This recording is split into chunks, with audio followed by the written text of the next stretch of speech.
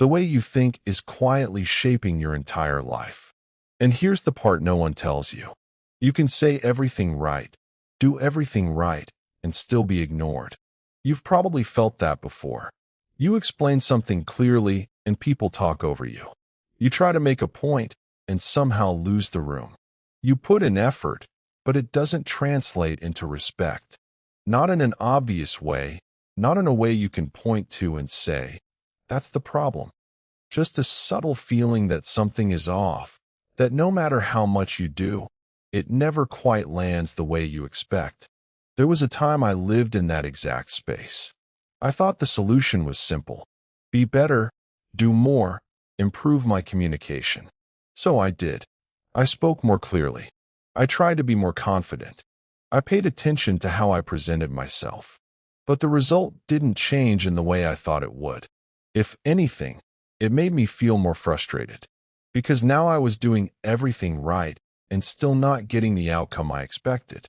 And that's when something started to shift.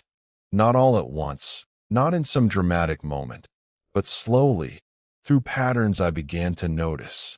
The same situations repeating, the same reactions showing up again and again, the same feeling of losing control in moments that mattered. And eventually I had to face something uncomfortable. It wasn't my actions that were limiting me. It was the way I was thinking before I even acted. Because thinking isn't just something that stays in your head. It leaks into everything, into your tone, your timing, the way you respond under pressure, the way you carry yourself when things don't go your way. People pick up on that instantly, not consciously, but clearly. That's why two people can say the exact same words and be received completely differently. That's why one person walks into a room and is respected, while another has to fight to be heard. The difference isn't always visible, but it's always there. High-value people understand this, whether they can explain it or not. They don't rely on saying more. They don't rush to react. They don't feel the need to prove something in every moment. There's a pause in the way they think, a kind of distance that gives them control. And that control changes everything. Because when you stop reacting automatically, you start choosing your responses. When you stop chasing approval, you stop giving away your power. When you stop trying to be understood, you start becoming someone people naturally pay attention to. That's the shift. And once you see it, you can't go back to thinking the same way. You start noticing it everywhere, in conversations, in conflicts, in the small moments where people either gain respect or lose it without realizing why. And the most interesting part is this. Nothing on the outside has to change first. Not your job, not your environment, not the people around you. The shift starts internally, in how you interpret what's happening, in what you choose to focus on, in the meaning you assign to every situation. That's where the real power is. In this audiobook, we're going to break that down step by step, not in a theoretical way, but in a way you'll recognize in your own life almost immediately. You'll start to see the patterns behind your reactions, the habits in your thinking that quietly shape how others see you. And more importantly, you'll understand how to change them. Because once your thinking changes, you don't just communicate differently. You don't just act differently. You become someone people feel differently about before you even say a word. Chapter 1. The invisible difference you can't see. There's a moment you've probably experienced, but never fully understood. You say something that makes sense. You've thought it through. You're not guessing. You're not unsure. And yet it doesn't land. Not the way you expected. Not with the weight you felt behind it. The conversation moves on too quickly. Someone interrupts. Or worse, people acknowledge you, but don't really listen. And nothing about that moment feels dramatic enough to question, but it stays with you. Because deep down, it doesn't feel random. It feels like something is slightly off, and you can't quite explain what it is. For a long time, I thought the answer was simple. Say things better, be more confident, communicate more clearly. So, I focused on that. I paid attention to how I spoke. And I tried to sound more certain. I made sure my points were structured, logical, easy to follow. But something didn't change. The reaction I got from people still felt inconsistent. Sometimes I was heard, other times I wasn't. And the frustrating part was I couldn't predict which version I was going to get. That's when I started noticing something uncomfortable. There were people who didn't seem to try as hard. They didn't say more than necessary. They didn't explain every detail. They didn't rush to fill silence. But when they spoke, people paid attention. Not in an obvious dramatic way, just a subtle shift. The room slowed down. The conversation adjusted. The energy moved slightly, but noticeably. And that difference was impossible to ignore, because it had nothing to do with effort. If anything, they were doing less. So, the question changed. It stopped being, what should I say to get better results? And became, what is happening before they even speak that makes people respond differently? That's where everything starts to become clear. Because the real difference isn't in communication. It's in thinking. It's in the state of mind you bring into a situation before anything happens. When your thinking is unstable, your behavior becomes reactive. You speak too quickly. You adjust your tone based on how others respond. You explain more than necessary just to make sure you're understood. Not because you lack intelligence, but because part of your attention is focused on how you're being perceived, and that changes the way you show up.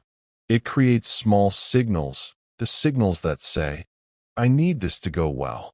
I need to be understood. I need to be seen a certain way. Again, nothing obvious, but enough for people to feel it. And the moment they feel that, the dynamic shifts. Not dramatically, just enough that you're no longer in control of how the interaction unfolds.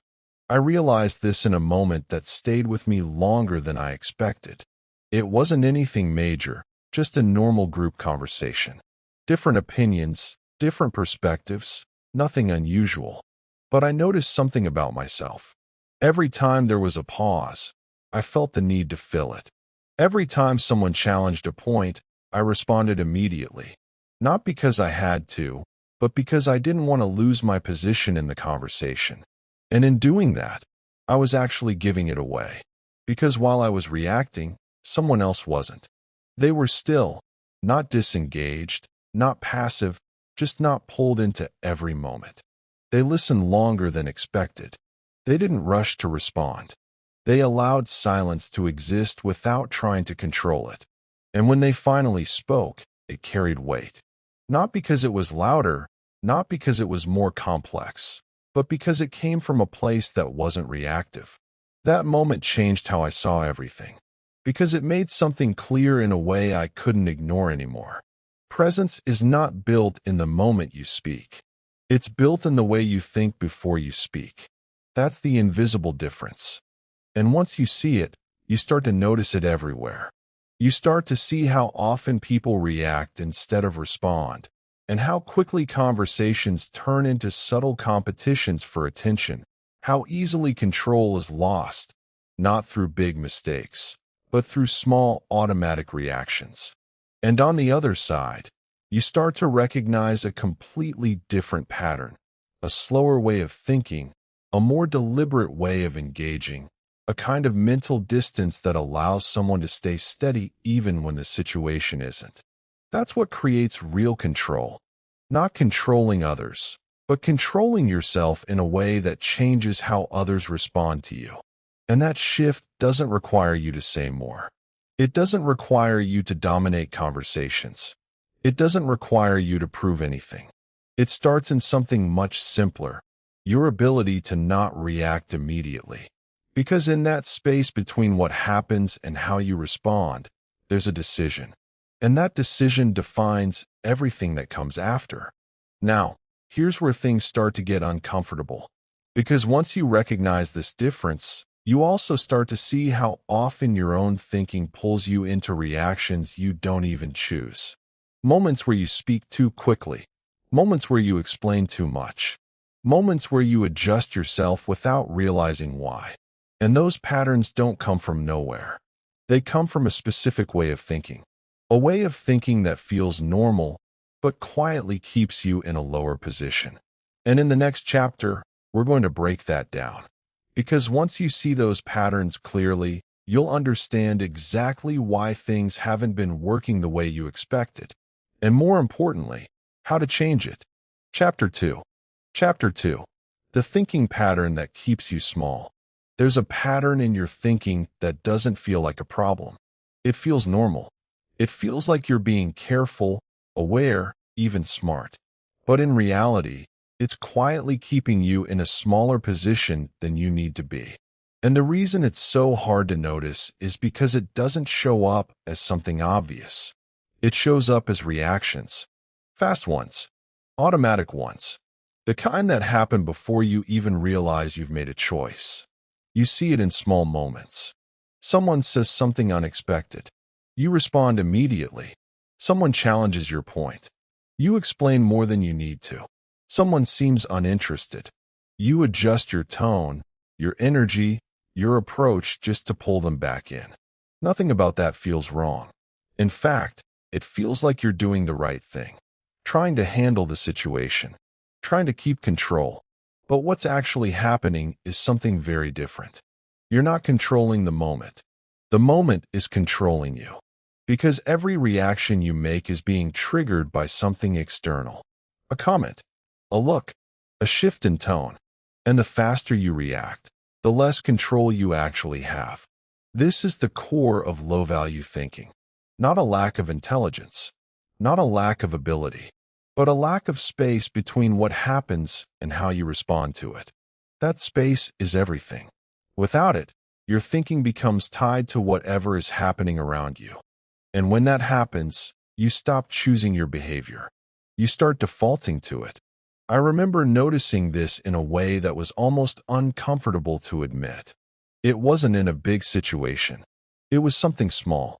A conversation where someone disagreed with me. Not aggressively. Not disrespectfully. Just enough to create tension. And without thinking, I started explaining, clarifying, adding more detail, trying to make sure my point was fully understood. But as I was doing it, I could feel something shift. Not in them, in me. The more I explained, the more I felt like I was losing ground. Not because my point was weak, but because my reaction was coming from a place that needed something. Needed agreement. Needed validation. Needed the situation to go a certain way. And the moment you need something from an interaction, you give away control of it. That's the part that isn't obvious at first. Because it feels like effort. It feels like engagement. It feels like you're doing what you're supposed to do. But underneath that, there's a subtle dependence. A dependence on how the other person responds. And that dependence shapes everything. Your tone becomes slightly tighter. Your timing becomes slightly rushed. Your presence becomes slightly unstable. Again, not obvious, but enough for the other person to feel it. And once they feel it, the dynamic shifts. Now, compare that to someone who doesn't think that way. Same situation, same disagreement. But instead of reacting immediately, they pause. Not as a tactic, not to look calm, but because their thinking isn't being pulled by the moment. They don't feel the need to fix the tension instantly. They don't feel the need to explain everything. They let the moment exist without trying to control it right away. And that changes everything. Because now, their response is a choice, not a reaction. And that difference is what people feel. It's what creates that sense of control. Even when nothing dramatic is happening. This is where another pattern shows up. One that's even harder to notice. The need to be understood. It sounds harmless. Even positive. Of course you want to be understood. Of course you want people to get what you're saying. But when that need becomes too strong, it starts to shape your thinking in ways you don't realize. You begin to over-explain. You repeat yourself in different ways. You adjust your message based on every small reaction you see. Not because you're unclear, but because you're trying to guarantee a certain outcome. And the more you try to guarantee it, the more you lose control of how you're perceived. Because instead of holding your position, you start chasing agreement. And people can feel that, even if they can't explain it. They feel the difference between someone who is grounded in what they're saying and someone who is trying to make sure it lands. That difference is subtle, but powerful. I used to think confidence meant having the right words. Now I see it differently. Confidence is the ability to stay steady, even when the moment doesn't go the way you expect, and that comes from how you think, not how you speak. Because if your thinking is dependent on the situation, your behavior will always adjust to it. And that's what keeps you small. Not in an obvious way, but in a consistent one. A pattern where you react instead of choose. You explain instead of state. You adjust instead of hold your position. And over time, that pattern becomes your default. It becomes how people experience you. Not because they've decided anything about you consciously, but because your thinking has already shaped the interaction before they needed to. Now, here's the part that matters most. This pattern doesn't change by forcing yourself to act differently. You can try to speak less. Try to be more confident. Try to act calm. But if the thinking underneath stays the same, those changes won't hold. Because under pressure, you'll go back to reacting. You'll go back to needing the moment to go a certain way. You'll go back to that subtle dependence that gives your control away. So, the real shift has to happen deeper than behavior. It has to happen in how you process what's happening around you, in how you interpret tension, in how you deal with uncertainty, in how you respond when things don't go exactly as expected. That's where high-value thinking begins. Not in what you say, but in what you allow to affect you before you say anything at all. And once that changes, your reactions slow down. Your responses become intentional. Your presence becomes steady. Not because you're trying to control everything, but because you're no longer being controlled by it. And that's where the real difference starts to show. But to fully understand that, you need to see how high-value individuals actually think in real situations. Because it's not just about avoiding reactions. It's about replacing them with something stronger, something more controlled, something more deliberate. And in the next chapter, we're going to break that down in a way you'll start to recognize immediately. Chapter 3. The core way high-value people think. There's a point where everything starts to become clear. Not because the world changes. Not because people suddenly treat you differently. But because you begin to see situations in a completely different way. The same conversation. The same pressure. The same uncertainty. But your response to it is no longer automatic. That's where high-value thinking actually begins. And it doesn't come from one single idea. It comes from a shift in how you process everything around you. A different filter. A different set of priorities. A different way of deciding what matters and what doesn't. And when you break it down, it usually comes back to 3 core patterns: control, time, and detachment. These aren't techniques. They're ways of thinking that quietly change how you move through every situation. The first is control, but not in the way people usually understand it. This isn't about controlling others or controlling outcomes. It's about something much simpler. Understanding what actually belongs to you in any given moment.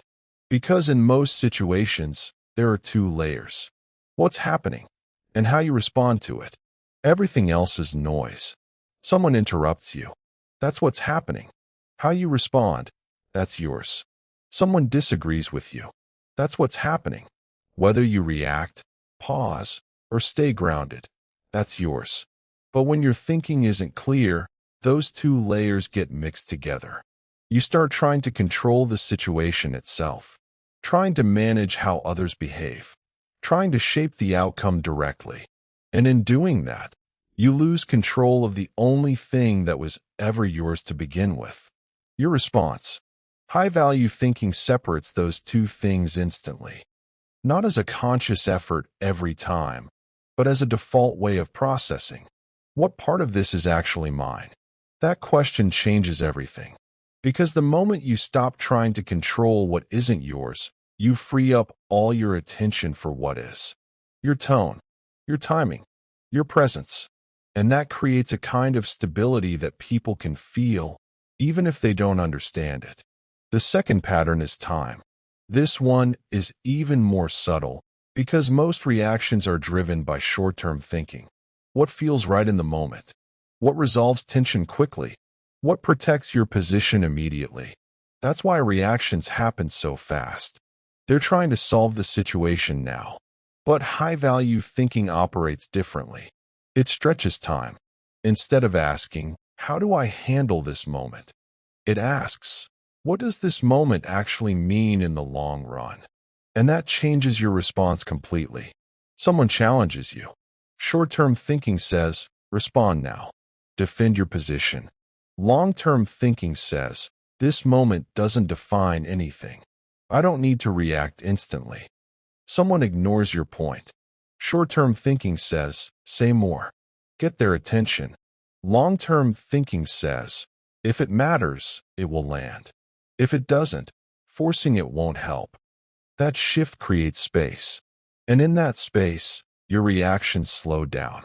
Your responses become more measured, and you stop being pulled into every small fluctuation in the environment. This is where calm comes from. Not from suppressing emotion, but from seeing beyond the immediate moment. The third pattern is detachment, and this is often misunderstood. Detachment doesn't mean you don't care. It means you're not emotionally controlled by every outcome. There's a difference, because when you're attached to a specific result, you need things to go a certain way. You need agreement. You need validation. You need the situation to confirm something about you. And that need shapes your behavior.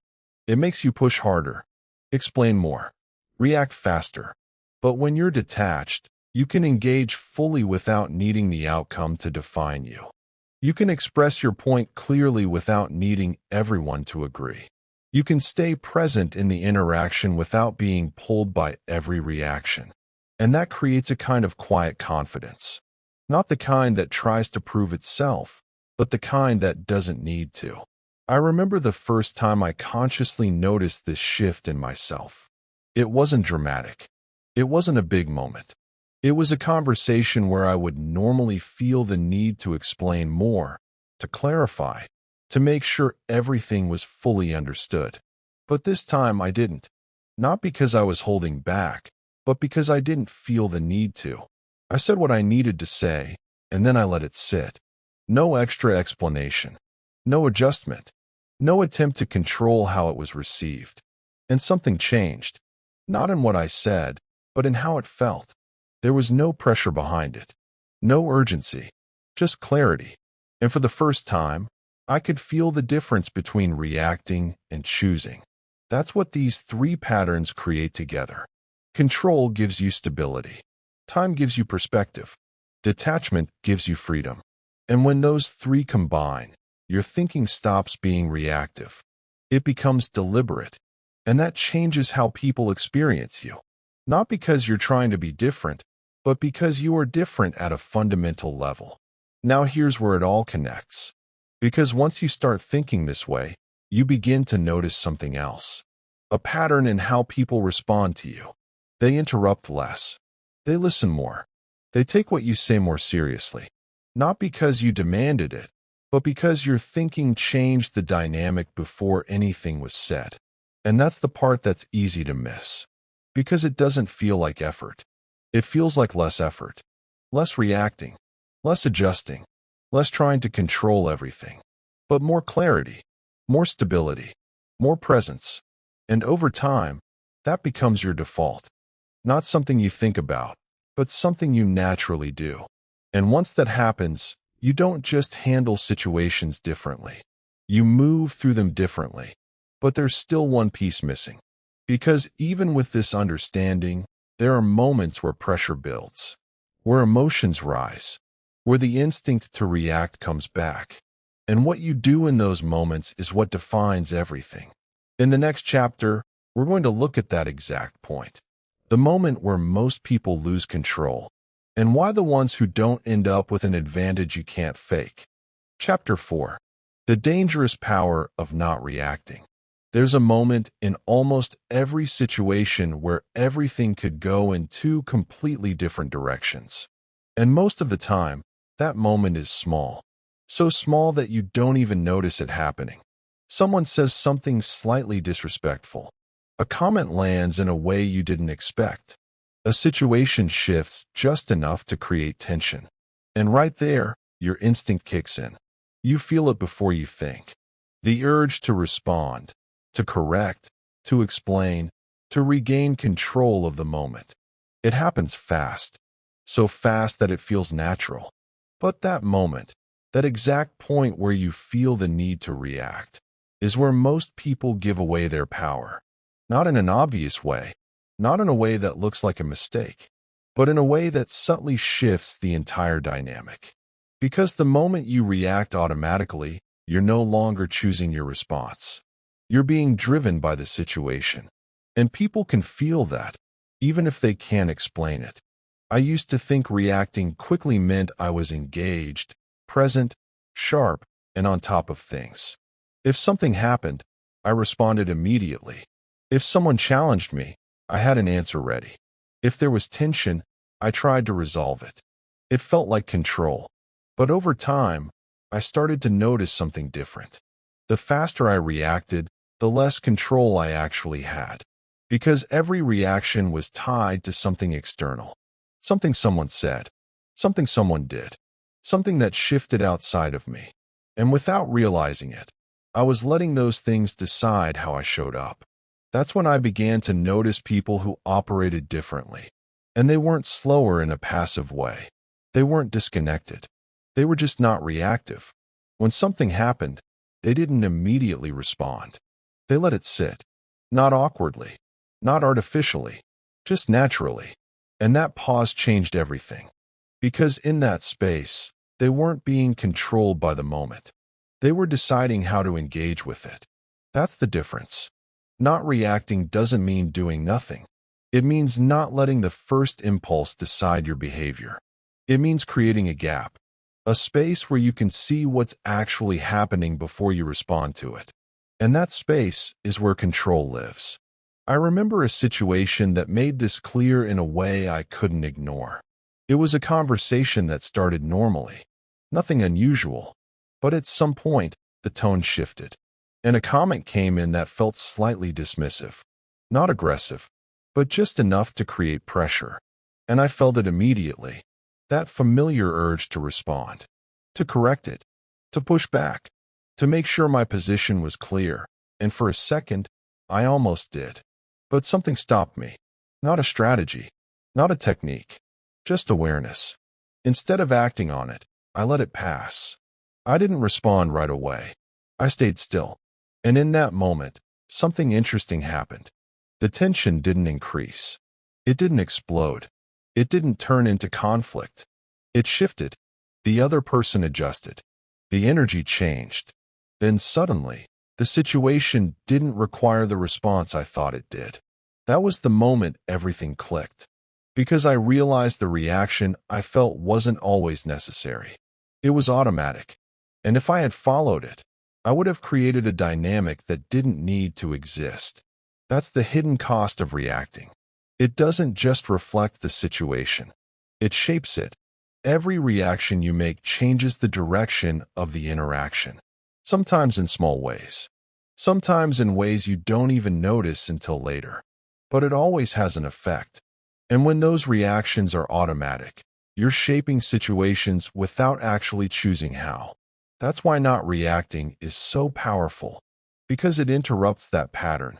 It gives you a moment to see clearly. To decide whether the situation actually needs a response, or if the response is just coming from habit. And most of the time, it's habit. The habit of needing to correct. The habit of needing to be understood. The habit of needing to maintain a certain position. But when you remove that habit, something else appears. Clarity.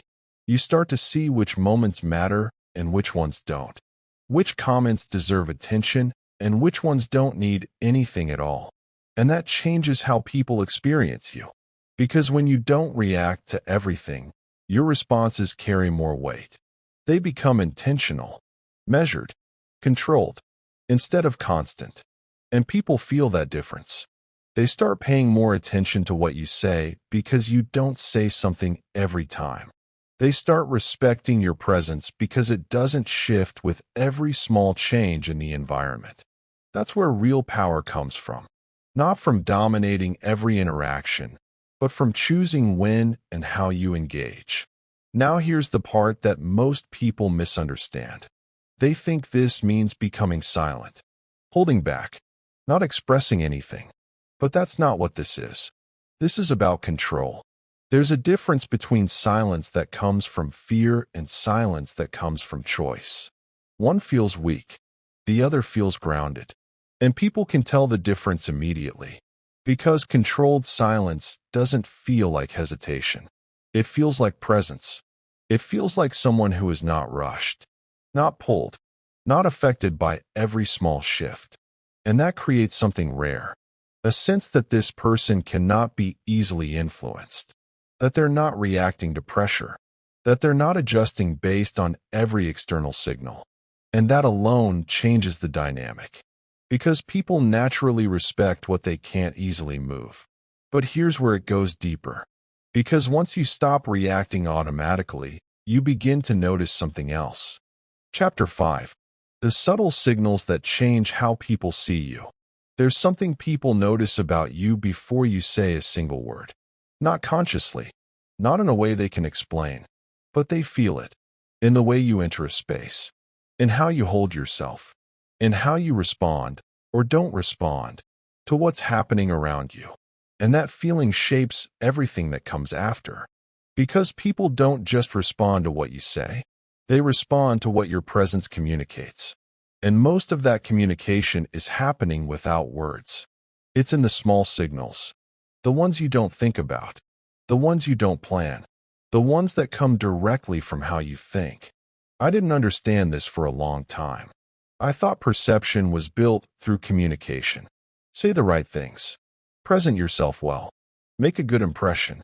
But what I started to notice was that two people could say almost the same thing and be received completely differently. One would be taken seriously. The other would be questioned, interrupted, or overlooked. And the difference wasn't in the words. It was in the signals behind them. Subtle signals.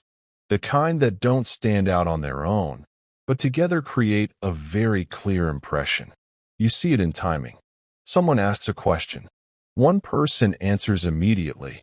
Quick, precise, efficient. Another person pauses. Just for a moment. Not because they don't know what to say, but because they're not rushed to respond. That pause changes how the answer feels. It creates weight.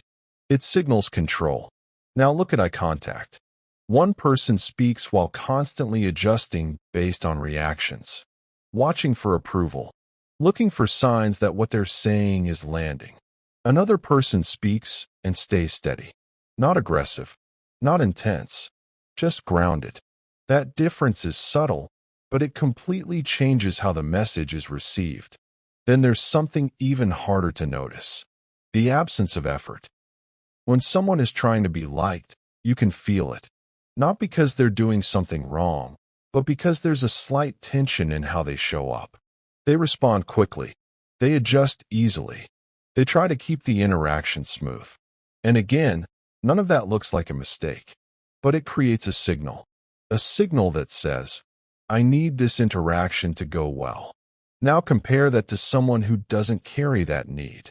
They're still engaged, still present, still aware, but they're not adjusting themselves to control how they're perceived. They're simply there. And that creates a completely different feeling.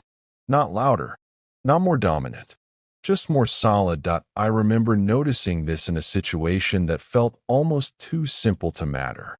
It was a conversation where multiple people were sharing ideas. Nothing intense, just a normal exchange. And I saw two different patterns play out. One person spoke often, added points, built on what others said, kept the conversation moving. Another person spoke less, much less, but every time they did, people listened. Not because they had authority, not because they forced attention, but because their presence didn't feel like it was competing for it. And that changed everything. Because when you're not competing for attention, Your words don't feel like noise. They feel intentional. That's the shift, and it doesn't come from learning what to say. It comes from removing the need behind what you say. When your thinking is steady, your signals become steady. You stop over-explaining because you're not trying to make sure you're understood. You stop reacting to every small change because you're not trying to control the outcome. You stop adjusting yourself constantly because you're not trying to be liked in every moment.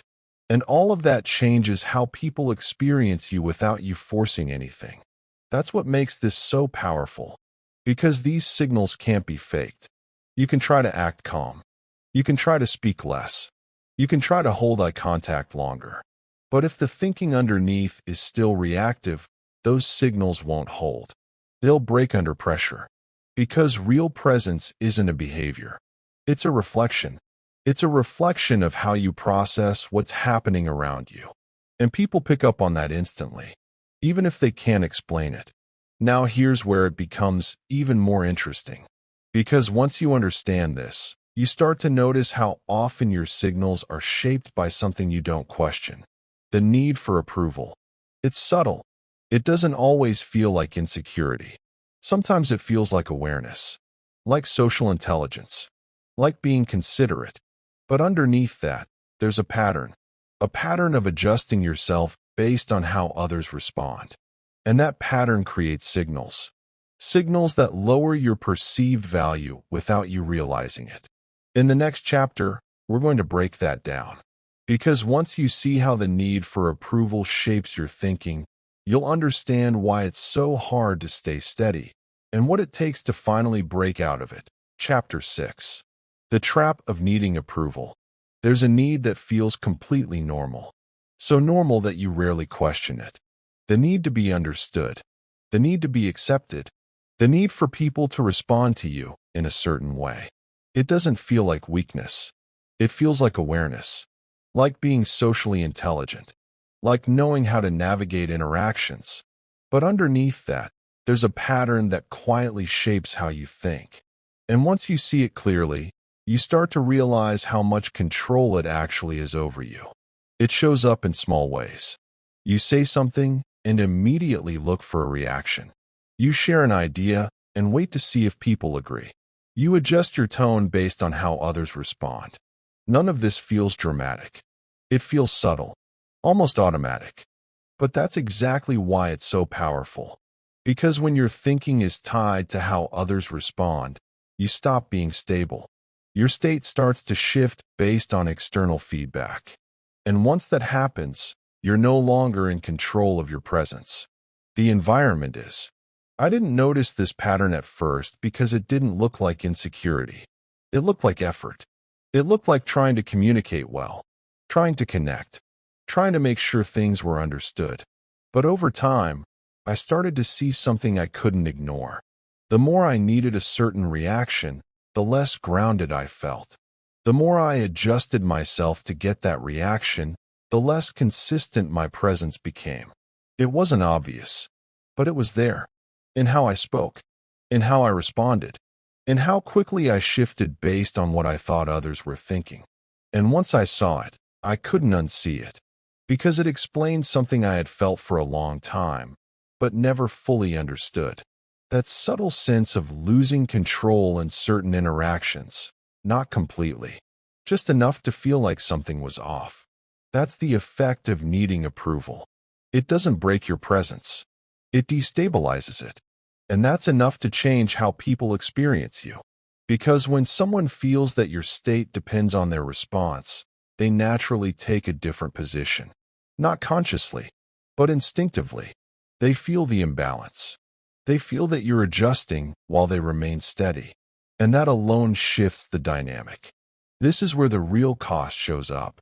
Because the more you depend on approval, the more you give away control of the interaction. You start speaking to get a reaction instead of speaking from clarity. You start adjusting your message instead of holding your position. You start reading every small signal instead of staying grounded in your own. And over time, that becomes your default. A pattern where your thinking is constantly scanning for feedback, constantly adjusting, constantly reacting. And the more you do that, the harder it becomes to stay steady. I remember a moment where this became very clear. It was a simple conversation, nothing intense, but I noticed something about myself. Every time I made a point, I waited, not externally, but internally, waiting to see how it would be received. And that waiting changed how I felt in the moment. It created a kind of tension, a subtle dependence on what came next. And the more I paid attention to it, the more obvious it became. I wasn't just expressing my thoughts. I was monitoring how they were being received. And that changed everything. Because instead of being fully present in what I was saying, part of my attention was always somewhere else.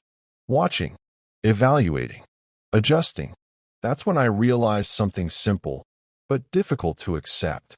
The need for approval doesn't just affect how you feel.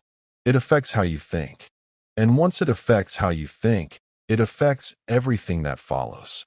Your tone, your timing, your decisions. All of it becomes slightly influenced by something external. And that's enough to break your stability. Now compare that to someone who doesn't operate from that need. Same situation, same conversation, but no internal dependence on how it's received. They express their point and let it stand. No immediate adjustment, no subtle correction, no need to shape the reaction. And that creates something very different. Clarity, not because they're always right, but because they're not trying to control how they're perceived. They're simply expressing what they see and allowing the outcome to be what it is. That's where real confidence comes from. Not from being certain of every word, but from not needing those words to be validated. And that changes how people respond to you. Because when you don't need approval, you stop giving people the ability to control your state. You stop reacting to every signal. You stop adjusting based on every response. You become consistent. And consistency is what creates trust in how you're perceived. Not forced confidence. Not performance. Just stability. Now here's where it becomes uncomfortable. Because removing this pattern doesn't happen by trying to act more confident. It happens by letting go of something deeper. The need for every interaction to go a certain way. The need to be seen a certain way. The need to be agreed with. The need to be validated. And that's not easy. Because that need is deeply ingrained. It feels like part of how you function. But once you start loosening it, something shifts. You feel less pressure in conversations. Less urgency to respond perfectly. Less need to control every outcome. And in that space, your thinking becomes clearer. Your responses become more grounded. Your presence becomes more stable. Not because you're trying to be that way, but because there's nothing pulling you out of it anymore. And that's where the real change begins. Because once you're no longer thinking from a place of needing approval, you can start building something much stronger. A way of thinking that doesn't depend on external reactions. A way of thinking that stays steady even when the situation doesn't. And in the next chapter, we're going to break down exactly how to build that. Not in theory, but in a way you can start applying immediately in the same situations you're already in. Chapter 7. The mental habits that raise your value instantly. At some point, understanding is no longer enough. You can see the patterns. You can recognize when you're reacting. You can even notice the moments where you lose control. But in real situations, everything still happens fast. Too fast to analyze. Too fast to think through step by step. And that's where most people get stuck. Because awareness without new habits doesn't change behavior. Under pressure, you fall back to what's automatic. That's why the shift isn't about knowing more. It's about building a different default. A different way your mind operates without needing effort in the moment. And that comes down to a few simple habits. Not complex strategies. Not techniques you have to remember. But just small mental shifts that change how you process situations in real time. The first habit is this. Pause before you respond. It sounds simple, almost too simple. But it's one of the most powerful changes you can make. Because that pause creates something most people never experience. Space. space between what happens and how you react to it. And in that space, you're no longer automatic. You're aware. You start to see the situation instead of being pulled into it. You notice the tone, the intent, the actual weight of what was said. And most importantly, you notice your own impulse, that urge to respond quickly, to correct, to explain. And once you see it, you don't have to follow it. That's the shift. Not suppressing the reaction, just not acting on it immediately. Even a second of pause changes everything. So your tone becomes calmer. Your response becomes clearer. Your presence becomes more grounded. And people feel that instantly. The second habit is even more important. Ask yourself one question. What part of this is actually in my control? Because in most situations, you're reacting to things that were never yours to control in the first place. Someone's opinion, someone's tone, someone's reaction. And when your thinking is focused on those things, you lose stability. But the moment you bring your focus back to what is yours, your response changes. Your tone, your timing, your decision to engage or not. That's where control actually exists. And when your thinking is centered there, you stop being pulled in different directions by the environment. You become steady, not because the situation is easy, but because your attention is in the right place. The third habit is subtle, but it changes everything. Reframe the moment. Instead of reacting to what's happening at face value, you shift how you interpret it. Someone interrupts you. Instead of seeing it as disrespect, you see it as information. Information about them, their state, their awareness. And that changes your response. Because now, you're not reacting emotionally. You're observing. Someone disagrees with you. Instead of feeling the need to defend, you see it as a difference in perspective, not a threat to your position. And again, your response changes. This habit removes emotional weight from situations. It creates distance, not detachment from the situation itself, but from the automatic meaning you assign to it. And in that distance, you gain control. Now, here's the part that matters most. These habits are simple, but they don't feel natural at first. Because your mind is used to speed, used to reacting, used to adjusting quickly, used to trying to control outcomes in real time. So, when you start pausing, it feels uncomfortable. When you stop reacting immediately, it feels like you're losing control.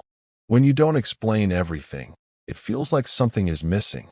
That's normal, because you're interrupting a pattern that has been running for a long time. And at first, your mind will try to pull you back into it. But if you stay consistent, something changes. The pause becomes easier. The clarity becomes faster. The need to react becomes weaker. And eventually, it becomes automatic. That's when you know the shift is real. Not when you understand it, but when you start responding differently without having to think about it. I remember when this started to happen for me. It wasn't in a big moment. It was something small, a situation where I would normally react immediately. And this time I didn't. Not because I forced myself, but because the impulse wasn't as strong. There was space. And in that space, I chose a different response. Calmer, simpler, more controlled. And the result was completely different. Not because the situation changed, but because I did. That's how this works. You don't change every situation. You change how you move through them. And that changes the outcome naturally. Now, here's where it all comes together. Because once these habits become part of how you think, something deeper starts to shift. Your identity. You stop seeing yourself as someone who reacts. You stop feeling the need to control every moment. You stop adjusting yourself constantly based on the environment. And instead, you become someone who is steady, someone who is clear, someone who doesn't lose control under pressure. Not because you're trying to be that person, but because your thinking no longer pulls you out of it. And that's the real transformation. Not what you do, but who you become. And in the final chapter, we're going to bring all of this together. Because there's a point where this is no longer something you practice. It becomes something you are. Chapter 8. Becoming someone others can't easily shake. There's a moment where everything you've understood starts to become something you are. Not perfectly, not all at once, but consistently enough that you begin to notice a difference in how you think, in how you respond, in how you move through situations that used to affect you. And the shift is quiet, so quiet that if you weren't paying attention, you might miss it. But it shows up in small ways. Moments that used to pull you in don't feel as strong. Situations that used to create pressure feel more manageable. Conversations that used to throw you off feel more controlled. Not because the world changed, but because you did. You're no longer reacting the same way. You're no longer adjusting yourself constantly. You're no longer depending on how things unfold to stay steady. And that creates something powerful. Stability. Not forced. Not performed. Real stability. The kind that doesn't disappear when things don't go your way. Because before this, your thinking was tied to the situation. If things went well, you felt in control. If they didn't, something shifted. Your tone changed. Your reactions sped up. Your presence became less consistent. But now, there's distance. Not disconnection. Just enough space between you and what's happening that you can stay grounded. And that's what changes everything. Because once you're no longer easily shaken, people start to experience you differently. Not because you're trying to create an impression, but because your presence no longer fluctuates. You're not reacting to every comment. You're not adjusting to every tone. You're not pulled by every shift in the environment. And that creates something rare. A sense that you're stable, regardless of what's happening. And people trust that. They respond to it. They respect it, even if they don't fully understand why. I remember noticing this change in a way that felt almost unfamiliar. A situation that normally would have affected me.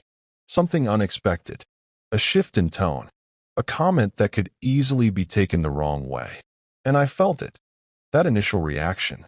That impulse to respond. But this time, it didn't take over. It was just there. And then it passed. And in that space, I had a choice. And I chose differently. Not dramatically. Not in a way that stood out. Just more controlled. More intentional. And the moment moved on. No tension. No escalation. No loss of position. Just clarity. So, that's when it becomes real. Not when you can explain the ideas, but when your reactions no longer control you. Because that's what separates understanding from transformation. Anyone can recognize these patterns, but not everyone changes how they think. And the difference shows. Over time, this becomes your default. You don't have to remind yourself to pause. You don't have to force yourself to stay calm. You don't have to think through every response. Because your mind is no longer wired to react the same way. It's wired to observe first. To process before responding. To stay steady, even when the moment isn't. And that's what makes you difficult to shake. Not in an aggressive way. Not in a defensive way. But in a way that feels grounded. And that changes how people interact with you. Because when someone realizes they can't easily influence your state, they stop trying to. When they see that you're not reacting to every signal, they adjust how they engage with you. When they feel that your presence doesn't depend on their response, they take what you say more seriously. Not because you demanded it, but because your thinking created that dynamic before anything was said. That's the real shift. It's not about controlling others. It's about becoming someone who is no longer controlled by the moment. And once you reach that point, something else happens. You stop focusing so much on how you're perceived. You stop trying to manage every interaction. You stop analyzing every response. Because you don't need to anymore. Your thinking is stable. Your presence is consistent. And that consistency does the work for you. That's when things start to feel different. Not forced. Not calculated. Just natural. You speak when you have something to say. You stay quiet when there's nothing to add. You respond when it matters. You let things pass when they don't. And that simplicity creates clarity for you and for everyone around you. Now, here's the final part. Because this isn't something you reach once, and then you're done. Situations will still challenge you. Moments will still test your reactions. There will still be times where the old patterns try to come back. That doesn't change. But what changes is your awareness of it. Your ability to see it happening and not follow it. And every time you choose differently, you reinforce this new way of thinking. You strengthen it. You make it more natural. Until eventually, it becomes who you are. Not something you practice, but something you live. And when that happens, you don't just think like a high-value person. You move like one. You respond like one. You exist in a way that doesn't depend on the situation to stay steady. And that's something people can feel before you even say a word. There's something subtle that happens when you start to understand all of this. At first, it feels like information. Ideas you recognize. Patterns you can see. Moments where you think, that's exactly what I've been doing. But over time, it becomes something else. It becomes awareness. You start catching yourself in real situations. A moment where you would normally react. And suddenly, you notice it. That impulse to respond quickly, to explain more, to adjust based on how someone looks at you. And for the first time, there's a gap. A small pause, not a moment where you can choose. That's where everything begins to change. Not because you've anything, but because you're no longer automatic. You're aware. And that awareness is the beginning of control. As you move forward, you'll start to see these patterns everywhere. In conversations, in conflicts, in everyday situations that used to feel insignificant. You'll notice how often people react, how quickly they give away their state, how easily they're pulled by what's happening around them. And at the same time, you'll start to feel something different in yourself. Less urgency, less pressure, less need to control every moment. Not because you don't care, but because you see more clearly what actually matters. You understand what's in your control and what isn't. You recognize when a moment requires a response and when it doesn't. And that clarity creates a kind of freedom, a quiet one, the kind that doesn't need to be shown because it's felt internally first. That's the shift, and it doesn't happen all at once. There will still be moments where you react, moments where the old patterns show up, the moments where you feel pulled into the situation again. That's part of the process. But now you'll see it, and that changes everything. Because once you see it, you don't stay stuck in it the same way. You recover faster. You adjust sooner. You become more aware of what's happening inside you. And over time, those small changes compound. Your thinking becomes clearer. Your responses become more intentional. Your presence becomes more stable. Not because you're trying to be different, but because your mind is no longer working against you. And as that happens, something else shifts. The way people respond to you. They listen more. They interrupt less. They take your words more seriously. Not because you asked for it, but because your thinking changed the dynamic before you even spoke. That's the real power of this. So it's not in techniques. It's not in strategies. It's in the way you process everything around you. And once that changes, everything else follows. So, as you move through your day, pay attention. Not to what you say, but to what happens before you say it. Notice the impulse to react. Notice the need to adjust. Notice the moments where you feel pulled by the situation. And instead of following it, pause. Even for a second. That's enough. Because in that second, you create space. And in that space, you choose who you are in that moment. And if you keep choosing that again and again, something powerful starts to happen. You stop trying to control everything around you, and you start controlling the only thing that ever mattered, yourself. And from there, everything begins to change.